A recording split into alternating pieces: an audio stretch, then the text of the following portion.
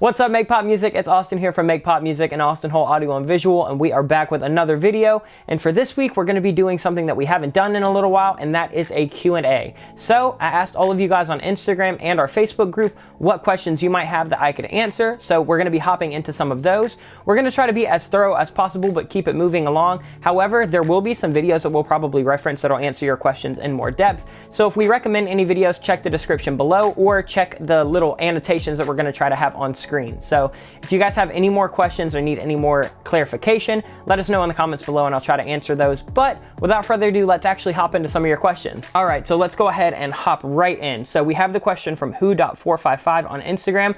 How long have I been producing?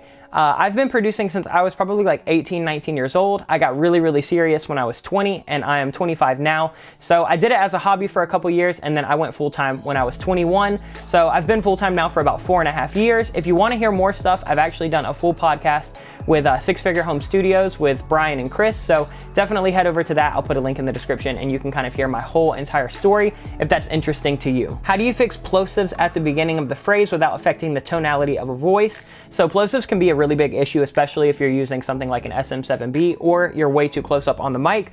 And I actually just found a brand new tool. So iZotope just released RX8 and there is a deplosive kind of plugin in that.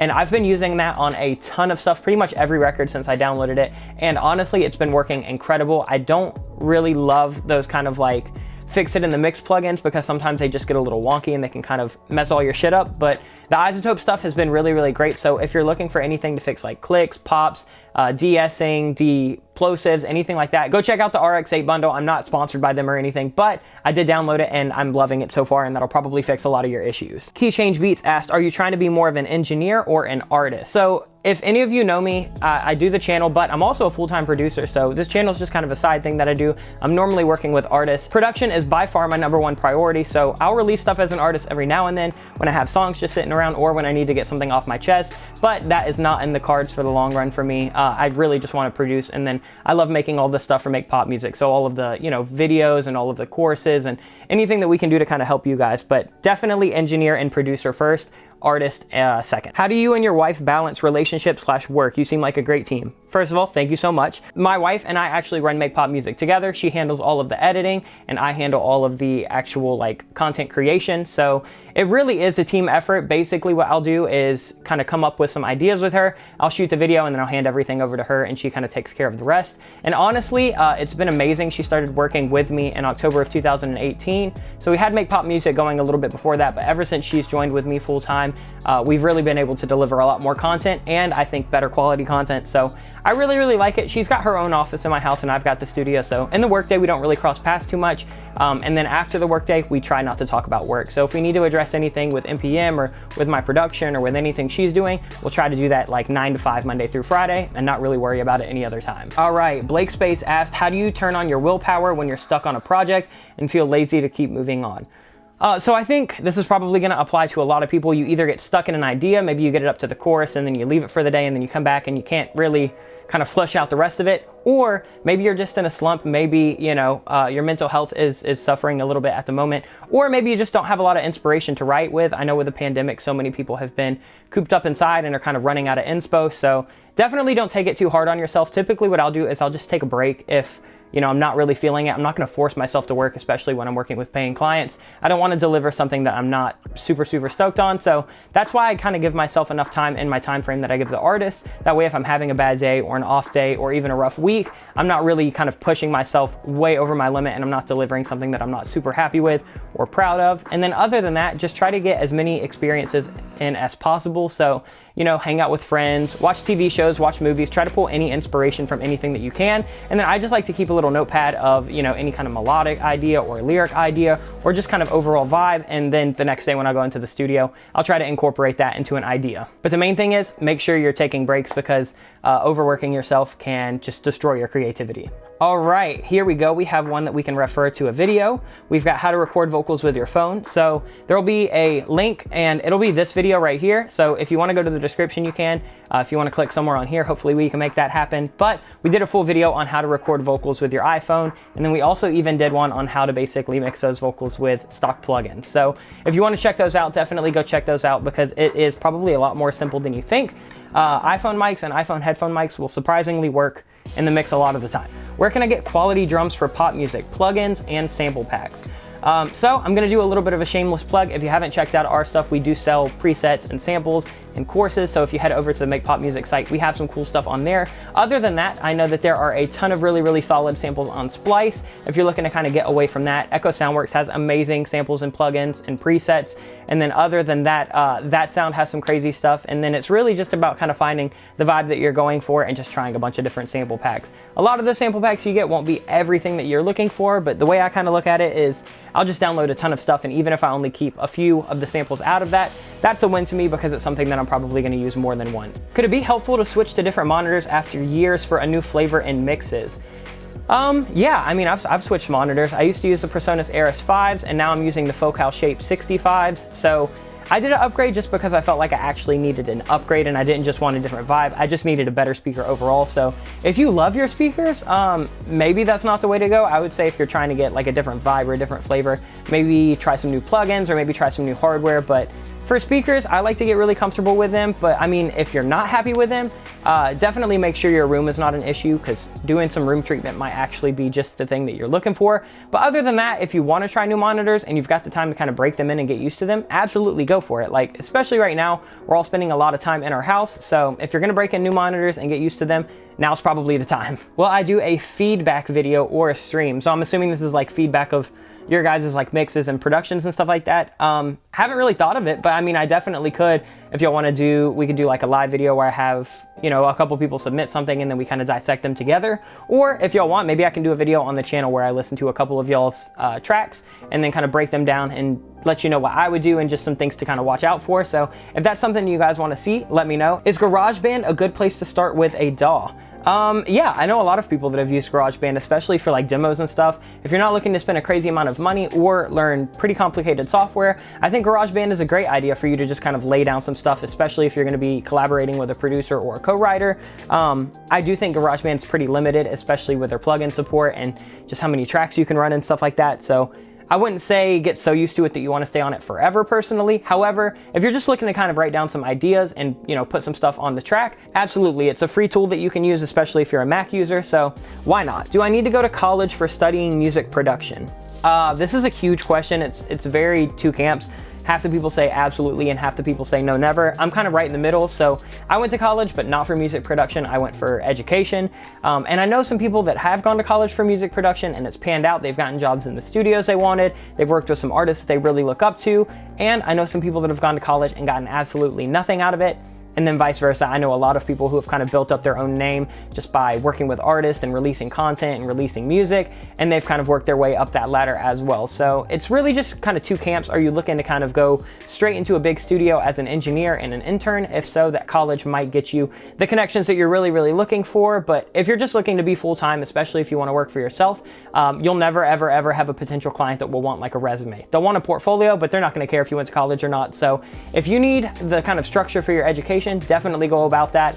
If you think that you're probably going to be fine doing it independently, save some money, spend that money on gear. I always seem to overdo my tracks. How do you know when it's enough? So this is something that I really suffered with, especially early on in my productions, is I would just add way too much stuff. And then what I started trying to do was I would do these little exercises where I would basically only allow myself a few elements. So like a key or pad element, a lead melody element on like a synth, a bass element, some really simple drums, and then I would write the vocal over that. And once I had that vocal, I could kind of decide if I wanted a lot more stuff or if I wanted to kind of stop there. Because you'd be surprised, once you have kind of the basic structure and you go ahead and add vocals, you'll probably need a lot less than you thought, and you can just focus on the really small touches that are not going to be like part of the actual arrangement. They're more so just production additions. So I would say definitely start with just trying to get the basic structure and then put the vocals on it as early as you possibly can. That way you don't thicken it up with just way too much stuff that's going to be clouding it and clashing with it. Are you still producing for other artists? Yeah, absolutely. I produce full time, so if anybody's looking to work with me, you can just go to my website, austinhull.com/contact, fill out the contact form, and then if it's a good fit, you know, I'll get back to you and we can kind of work something out. How do I structure my breaks daily and weekly? So my typical schedule, I like to be decently structured, but not so structured to where I feel like it's kind of like weighing down on me. I'll typically work Monday through Friday, and I'll typically do something like 9 to 6 or 10 to 6. And normally throughout that day, I'll take breaks every, hour or so to just kind of get up and walk around the room or go check on my wife. And then other than that, of course, I'll take like an hour lunch break. And then I don't really work on weekends ever. I don't really get back to messages on weekends. I used to, and it literally drove me mad. So I try to take as much time off as possible. And there's a lot of things that you can do to just kind of perfect your workflow to where you should be able to get most of your week done in 4 and at the absolute most 5 days. So a 40-hour work week is kind of really the standard for a reason, I think. Sometimes you can get everything you need to get done in less time, but very rarely I would say to spend more time on work than that, because otherwise it just might burn out a little bit quicker than you expect. Where can I find guitar samples like you have in the Mellow Pop video? So the guitar in that is not a loop or anything. That's actually just something that I played. So with guitar, I always personally like playing it just because I feel like you can kind of customize it however you want. However, I do know Echo Soundworks has some crazy guitar loops that are probably going to be that pop style that you're looking for. And then there's also some stuff on Splice, and then I'm sure there's some smaller creator sample packs out there. So if you are going to use guitar loops, definitely try to, swap up the key, swap up the tempo, and maybe even chop it up and rearrange it just so you can have something unique to your production. But if you're hearing guitar and our songs on here, I almost always have just played it. How do you multi-track record in Cubase? It's probably more easy than you expect. If you want, I can kind of go over a whole routing thing. So typically all you have to do is set your input to the channels. So let's say I'm doing like a 4-piece drum set, right? So I've got channel 1, 2, 3, and 4. Basically, all you need to do on that is put it to where it is your input 1, input 2, input 3, and input 4, and then you can just arm all of them at one time and record it all at one time, and it's super, super simple as long as you have your routing into your DAW set up properly. Favorite mic for vocal tracking? I really, really love the Slate ML1, and I use a ton of the VMS stuff. Y'all probably see me use that a lot on here. I also really like JZ mics. They have the BH2. I've used that several times on here. It's super clear, super clean. Loud Audio also has great mics. Between those 3 companies, you can get something from like $250 all the way up to $4,000. So I would say the Slate ML1 is probably the most flexible just because you've got all those mic modules. JZ BH2 is probably the most suitable for any voice if you don't want to use anything digital. And then Loud Audio, best budget mics that I've used. Easiest way to get your mix to sound more glued together and sound the same color. Probably some 2-bus processing. If you want to do some like extra compression on the 2-bus, maybe do something like a mastering compressor, and then you can also use something like a tape machine or some saturation. And I like to use multi-bands on the master just a little bit to kind of control, especially like the low mids and the high mids, just to tighten everything up. So using some of that stuff on the 2-bus even before you're going to send it to mastering just kind of helps it all glue together. Other than that, it's really all about kind of getting that arrangement right and just making sure that nothing is poking out and sitting in the wrong place, because if the arrangement's wrong, the mix is wrong, and then nothing really glues together. How to track good acoustic guitar for pop and rock. We addressed tracking acoustic guitar a little bit in our Mellow Pop tutorial, so we'll link that. I kind of talk about it in the first few minutes, so definitely check that out. And then there's tons of videos on YouTube that you can kind of check out all the different mic techniques and mic placements. How to approach artists when you're building your portfolio to build a relationship with them. This is a really, really good question. We've got a few videos on the channel about just how to actually find clients and how to build those relationships. I think always play the long-term game. Most of the people that I work with kind of find me either through the stuff that I do for Make Pop or through word of mouth, or they just kind of see stuff that I'm producing either on Facebook or on Spotify or something like that. So I would say really it's just all about getting as much music out there as possible and really kind of establishing your sound. And once you have your sound and you've kind of made it very clear that you'll be easy to work with, then it's really all about just like customer inflow and outflow and kind of figuring out how you can work with as many different artists as possible with it not kind of breaking your back.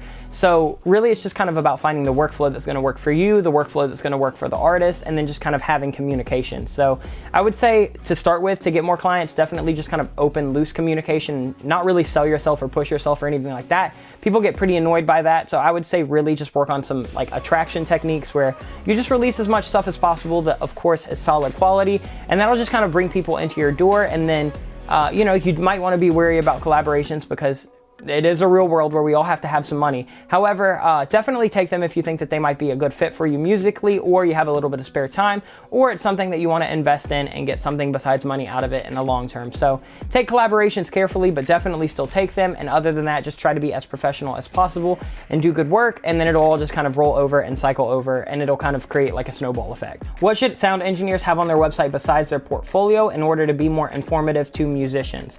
So I would say a portfolio is great, an about section is great so they can learn a little bit more about you. Maybe a breakdown of what services you offer and what those services specifically are would be solid. And then a contact form. We've talked about it on the channel before. I always love having a contact form on my website to where if people want to work with me, they can fill it out. So by the time I've heard from them, I already know what their style is, what services they're looking for, what the budget is. I have all of their contact info, and that just kind of helps me get rid of a lot of those like small little conversations that are a little awkward at first, like, oh, what do you want to do? What style are we going for? What services do you need? What's your budget? What's your time frame? So if you can set up some kind of contact form like that, that'll kind of weed out any of the questions that you may have to ask that are either time consuming or just a little bit awkward. I always think that that's a super good addition to have on your website as an engineer or a producer. Many of the samples I use are in stereo.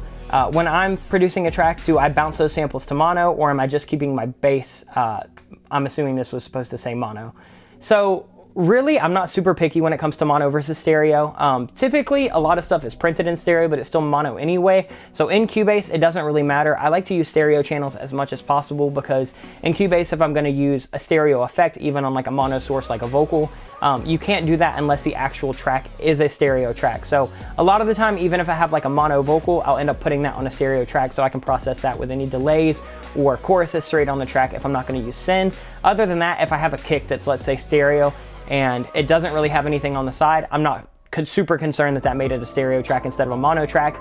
And if I'm finding something is a stereo source that might not need to be, say like a kick drum has some weird stuff on the sides, or like a bass has a bunch of stuff on the sides that I don't really need, then you can use something like S1 by Waves or the Imager by Isotope, and those will kind of bring everything into where you need them. So I'm not super picky when it comes to like sending tracks mono versus stereo. I just never want to get a track that's supposed to be stereo and mono. But if it's supposed to be a mono and it's a stereo track, it doesn't really matter for me, at least in Cubase. All right, so this is gonna be our last question that says, hey, I'm starting out in production. How do I move about it, and how do I choose synths? This is all just kind of a workflow thing. So there are so many different plugins and so many different presets. So what I would say is really just get to learn whatever tools you have. So if you have Serum, learn Serum. If you have Anna 2, learn that. If you just have stock plugins, learn those. And when you can kind of figure out how to manipulate those synths to do anything that you might want to do, or you kind of figure out what presets you like, what presets you don't like, you can kind of start to reverse engineer sounds, or you at least know where to look. So if you hear, you know, a new record by Dua Lipa, you can say, okay, I've heard a bass like that before, so I at least have a starting point in this synth, and you can kind of reverse engineer it from there. So I always talk about sound design as just learning your tools, and then typically what'll happen with me personally is I'll kind of hear the sound in my head, and as long as I'm familiar with the tool, I can kind of reverse engineer that and get somewhere along the lines of what I'm kind of thinking in my head, just by, you know, being able to be familiar with whatever synth I'm working in or whatever style sound I'm trying to work with. So I would say just learn your tools and learn your kind of style. And then other than that, just start learning some of the like names and terminologies and stuff like that of different synths that you might hear coming up quite a bit. So, you know, if you're hearing the sound that's ducking a lot and you're trying to figure it out, maybe if you could figure out that it's just sidechain, you could actually find some tutorials on stuff like that. So definitely work on the vocabulary and the kind of technical aspect of everything. And then the creative aspect comes a lot more easy because you can just kind of envision it and then kind of make your hands do all the extra little work. And that's going to do it for our Q&A today. Thank you so much to everybody who submitted a question on our Instagram story or on our Facebook group. If you're not following us on Instagram or you're not part of our Facebook group, definitely check the description below and hit both of those. We'll do Q&As, we'll do giveaways, we'll have contests, so you don't want to miss out on that. If you're looking for any of our Make Pop Music products, or you just want to see some blog posts and see more of our tutorials and videos, head over to makepopmusic.com and check out what we have over there. But that's going to do it for this video. Let us know what you guys want to see in the future, and if you like this video, please make sure you like, comment, and subscribe. It helps us out an absolute ton. Other than that, that's going to do it, and we will see you guys next week. Much love, everybody. Stay safe, and peace out.